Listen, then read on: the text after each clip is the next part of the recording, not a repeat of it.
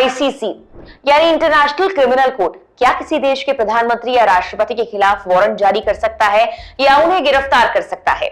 इस सवाल का जवाब जानने से पहले आपको यह बता दें कि इजरायली प्रधानमंत्री बेंजामिन नेतन्याहू के खिलाफ अंतर्राष्ट्रीय अदालत वारंट जारी करने की तैयारी में है। इजराइल के विदेश मंत्री और हमास के 3 नेताओं के खिलाफ भी ये वारंट जारी हो सकते हैं। वारंट जारी होने के बाद क्या होगा और क्या इससे पहले इंटरनेशनल क्रिमिनल कोर्ट ने किसी पीएम या राष्ट्रपति के खिलाफ वारंट जारी किया है? चलिए जानने की कोशिश करते हैं हमारे इस वीडियो में। आखिर में आपको ये भी बताएंगे कि नेतन्याहू के खिलाफ वारंट जारी करने की तैयारी क्यों है। नमस्कार, मेरा नाम है मेघना सचदेवा, आप मुझे देख रहे हैं लोकमत हिंदी पर। दरअसल international criminal court war crime, नरसंहार, ऐसे अपराध जो मानवता के खिलाफ माने जाते हैं जैसे युद्ध, इनसे जुड़े मामलों की सुनवाई करती है। ये किसी व्यक्ति, देश या संस्थान के खिलाफ मामला शुरू कर सकती है, वारंट भी जारी कर सकती है, गिरफ्तार भी कर सकती है। कुल 124 देश इंटरनेशनल क्रिमिनल कोर्ट के मेंबर हैं, जिसमें ब्रिटेन, कनाडा, जापान जैसे देश शामिल हैं, लेकिन कई ताकतवर देश इसके मेंबर नहीं हैं। अब ये समझिए कि गिरफ्तारी के लिए आईसीसी इन्हीं मेंबर देशों पर निर्भर करता है और उससे भी पहले वारंट को मंजूरी मिलनी चाहिए। बीबीसी की एक रिपोर्ट कहती है कि इंटरनेशनल क्रिमिनल कोर्ट में जजों का एक पैनल वारंट को लेकर फैसला करता है। लेकिन गौर करने वाली बात यह है कि आईसीसी के 124 हस्ताक्षरकर्ताओं वाले देश में ही आईसीसी एक्शन ले सकता है। कहने का मतलब है कि वो 124 देश जो इसका हिस्सा है, अगर वहां कोई क्राइम होता है तो उसमें शामिल लोगों और अगर वहां का कोई व्यक्ति दूसरे देश में क्राइम करे तो उस पर आईसीसी वारंट जारी कर सकता है, चाहे वो किसी भी बड़े पद पर बैठा व्यक्ति क्यों ना हो। अब बात आती है गिरफ्तारी की, तो आईसीसी के पास अपनी कोई पुलिस या लॉ एनफोर्समेंट एजेंसी है नहीं। ये पूरी तरह अपने सदस्य देशों के सहयोग पर निर्भर है।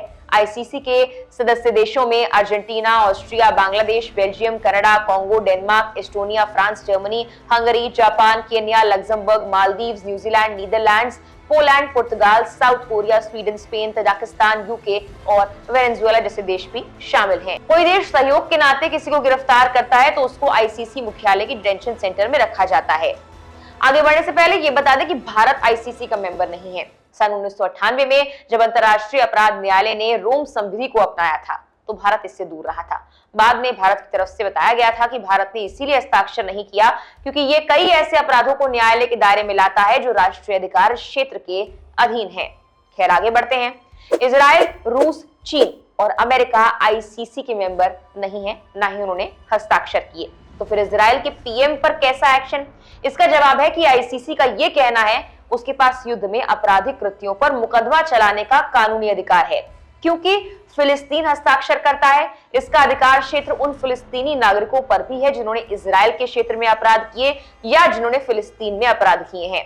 भले ही इजराइल एक आईसीसी हस्ताक्षरकर्ता नहीं है, तो फिलिस्तीन में अपराध करने वाले और वहां के लोग जिन्होंने दूसरी जगह अपराध किए हैं उनके खिलाफ वारंट जारी करने की पूरी ताकत रखता है आईसीसी। इससे पहले रूस के राष्ट्रपति पुतिन के खिलाफ भी वारंट जारी हो चुका है। उनकी गिरफ्तारी तो नहीं हुई, लेकिन पिछले साल साउथ अफ्रीका में ब्रिक्स समिट हुई थी। उस समिट में रूस के राष्ट्रपति व्लादिमीर पुतिन शामिल नहीं हुए थे। माना गया कि आईसीसी के अरेस्ट वारंट के चलते पुतिन साउथ अफ्रीका नहीं जा सके थे। वारंट जारी होने के बाद इजरायली पीएम को भी आईसीसी के हस्ताक्षरकर्ता देशों में यात्रा करने से दिक्कत हो सकती है। अब जानते हैं कि इजरायली पीएम और हमास के नेताओं के खिलाफ वारंट जारी क्यों करने की तैयारी है। दरअसल ये अरेस्ट वारंट पिछले साल अक्टूबर से चल रहे हमास इजराइल संघर्ष को देखते हुए जारी करने की मांग की गई। द हिंदू के एक रिपोर्ट के मुताबिक पिछले 7 महीनों से गाजा और इजराइल के बीच लड़ाई में इजराइल की तरफ से किए गए हमलों में 35,000 से भी ज्यादा फिलिस्तीनी लोग मारे गए, जबकि इस लड़ाई की शुरुआत की थी हमास ने। ऐसे में आईसीसी यानी इंटरनेशनल क्रिमिनल कोर्ट के अभियोजक ने वॉर क्राइम्स के लिए इजराइल के पीएम और विदेश मंत्री और हमास के 3 आतंकवादियों के खिलाफ अरेस्ट वारंट जारी करने की मांग की है।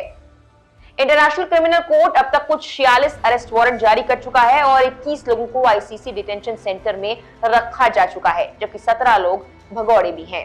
फिलहाल के लिए इस वीडियो में इतना ही। वीडियो अच्छी लगी तो इसे लाइक और शेयर करना ना भूलें और इस तरह की और वीडियोस के लिए सब्सक्राइब कीजिए लोकमत हिंदी को।